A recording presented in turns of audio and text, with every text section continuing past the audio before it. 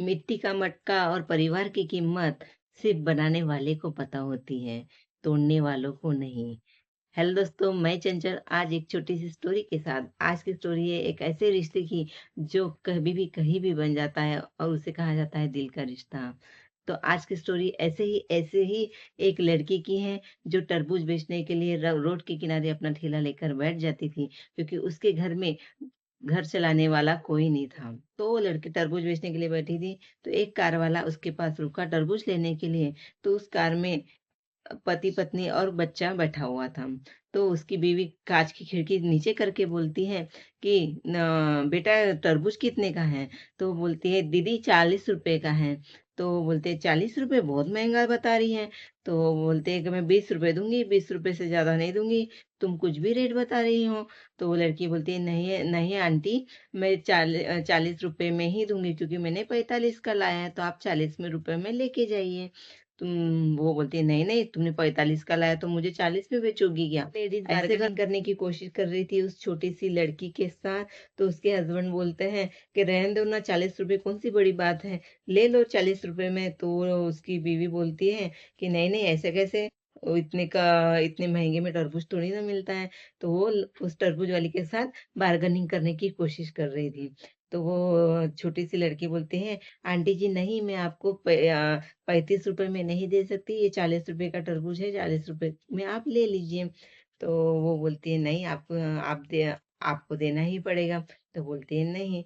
तो उसका छोटा बेटा होता है जो खिड़की से बाहर देखते रहता है। तो फिर वो लेडीज़ इमोशनल कार्ड चलाती हैं, "सुनो वो तुम्हारा छोटा भाई है, क्या तुम अपने छोटे भाई को तरबूज एक दे नहीं सकती हो, इतने थोड़े से कम दाम में करके?" तो वो छोटी लड़की बोलती है कि आंटी सही में ये मेरा छोटा भाई है, आज राखी का दिन है, सही में ये मेरा छोटा भाई है। तो वो आंटी बोलती है कि हाँ, हाँ, ये तुम्हारा छोटे भाई जैसा है, तो तुम क्यों एक तरबूज नहीं दे सकती अपने भाई को कम दाम में? वाली लड़की एक तरबूज लेती है और उस लड़के के हाथ में थमा देती है। लेकिन तरबूज बड़ा होने की वजह से वो लड़का पकड़ नहीं पाता है और तरबूज को नीचे गिरा देता है और रोने लगता है, क्योंकि पूरा फूट गया होता है। तो उसकी मम्मी बोलती है कि इस तरबूज के पैसे मैं नहीं दूंगी, ये तुम्हारे हाथ से तुम्हारी गलती से टूटा हुआ है। तो वो लड़की बोलती है कि आंटी कोई बात नहीं, मैं दूसरा तरबूज देती हूँ। तो दूसरा तरबूज लेती है और उसके हाथ में न देके उसकी मम्मी के हाथ में देती है और उन्हें बोलती है आंटी आप ये पकड़ लीजिए। तो वो लेडीज बोलती है कि मैं इसके 35 रुपए ही तुम्हें दूँगी। तो वो तरबूज बेचने वाली लड़की बोलती है कि आंटी आप मुझे 35 रुपए भी मत दीजिए। आंटी एकदम शॉक में पड़ जाती है कि ऐसे कैसे? तो उसके हस्बैंड बोलते हैं कि नहीं बेटा, मैं दूँगा तुम्हें पैसे, इसके 40 रुपए पूरे दूँगी और जो टूट गया था तरबूज उसके भी मैं पैसे ते तुम्हें दे दूँगा। तो वो लेडीज़ बोलती है कि नहीं, नहीं ऐसे कैसे? तुम्हारा घाटा हो जाएगा। तो वो छोटी-सी लड़की बोलती है नहीं, रिश्तों के सामने पैसे को नहीं गिना जाता है घर कि आंटी जी मुझे पैसे मत दीजिए, मैंने अपने दिल से इसे अपना भाई माना है, तो मैंने इसे अपने मन से दिल से उसे तरबूज दिया है, तो आप इसे खिलाइए और चुप कराइए। तो वो आंटी बोलती है ऐसे क्यों बोल रही हो, क्या तुम्हारा कोई भाई नहीं है? तो बोलती है आंटी मेरे 2 साल पहले राखी के समय ही मेरा छोटा भाई दवाखाना लेके जाने के बाद पता नहीं उसे क्या हुआ, तो अचानक से उसकी डेथ हो गई। तब से मेरा कोई भाई नहीं है और मैं ही अपने घर का खर्चा पूरा करती हूँ, क्योंकि मेरी माँ और मैं अकेले रहते हैं। तो वो जो लेडीज़ थी, वो आंटी थी, वो इतनी इमोशनल और भावुक हो जाती है, तो वो अपने पर्स में से एक पायल निकालती हैं और उस लड़की को देती हैं। तो और बोलती है कि बेटा ये लो ये पायल। तो वो लड़की बोलती है नहीं आंटी मुझे कुछ नहीं चाहिए।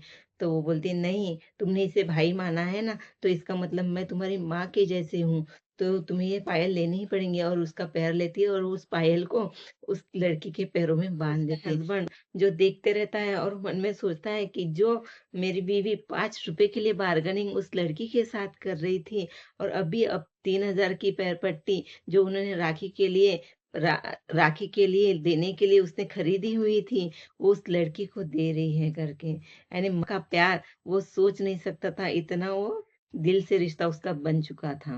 उसके हस्बैंड ने तुरंत अपने बड़े भाई को फ़ोन किया, क्योंकि प्रॉपर्टी की केस उनकी कोर्ट में चालू थी। तो वो अपने बड़े भाई को बोलता है कि भैया आपको जो देना होगा मुझे दे दीजिए, मुझे अब कोर्ट कचहरी में नहीं जाना है करके। तो उसका बड़ा भाई होता है, वो बोलता है कि बेटा तू घर आ जा, फिर हम बैठ के बातचीत करते हैं। वो इतना इमोशनल हो जाता है कि कोई बात नहीं, हाँ, मैं हम मिल बाँट कर हम अपना-अपना बाँट लेंगे करके। इस तरह उनका दिल का रिश्ता भी बच जाता है।